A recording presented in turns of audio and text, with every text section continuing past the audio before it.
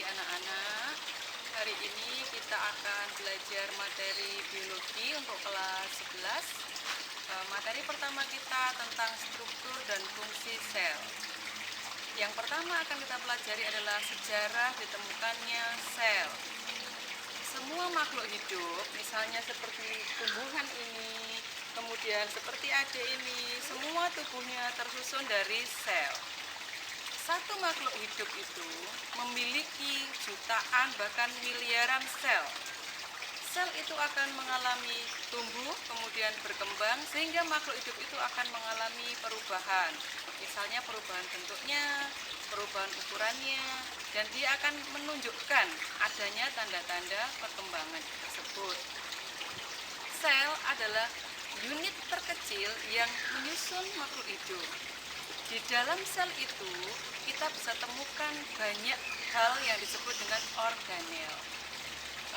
Sebelum kita membahas tentang organel, kita akan belajar dulu sejarah ditemukannya tentang sel. Baiklah sahabat biologi, kita akan menjelaskan tentang sejarah penemuan sel. Sel pertama kali ditemukan oleh seorang ilmuwan dari Inggris bernama Robert Hooke pada tahun 1665.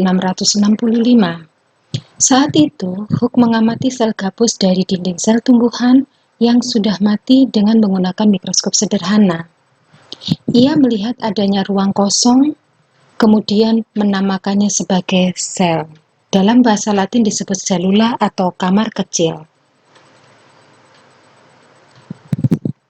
Penemuan tentang sel berkembang ketika Anthony van Leeuwenhoek mengamati sel hidup dari rendaman jerami yang diperkirakan adalah paramecium pada tahun 1674.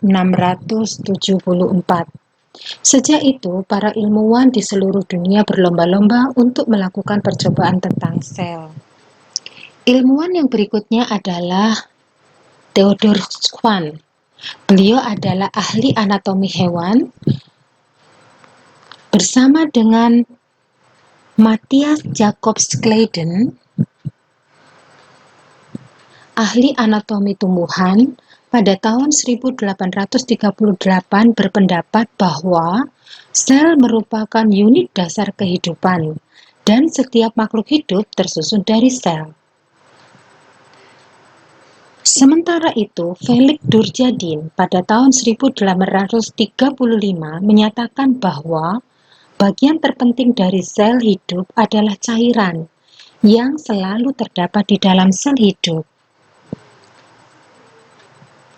Penelitiannya kemudian disempurnakan oleh Johannes Purkinje pada tahun 1840 yang memperkenalkan istilah protoplasma. Protoplasma merupakan cairan di dalam sel. Bersama dengan Max Klutz mengembangkan teori tentang cairan yang terdapat di dalam sel disebut dengan protoplasma. Beliau mengatakan bahwa protoplasma adalah cairan sel lengkap dengan organel-organel yang ada di dalam sitoplasma. Ilmuwan selanjutnya adalah Rudolf Virchow. Pada tahun 1858, dia menyatakan bahwa sel berasal dari sel sebelumnya atau disebut dengan omnis cellula e cellula.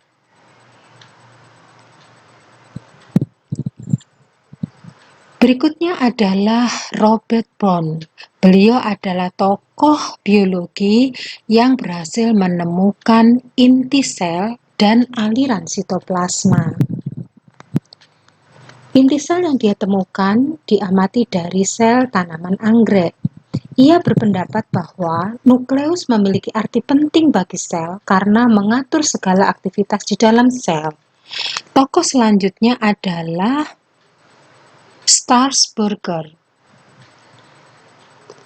Beliau menyatakan bahwa setiap inti sel berasal dari inti sel sebelumnya melalui proses pembelahan.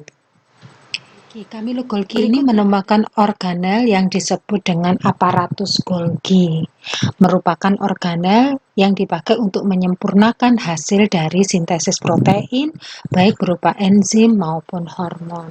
Setelah inti ditemukan, komponen yang ada di dalam inti berupa DNA itu berhasil ditemukan oleh Watson bersama dengan rekannya yang bernama Crick. Asam nukleat berupa struktur DNA yang diduga merupakan komponen penting dalam pewarisan sifat keturunan. Demikianlah sejarah penemuan sel. Berdasarkan uraian tersebut di atas, dapat disimpulkan bahwa teori sel akan terus berubah dan berkembang serta terus disempurnakan.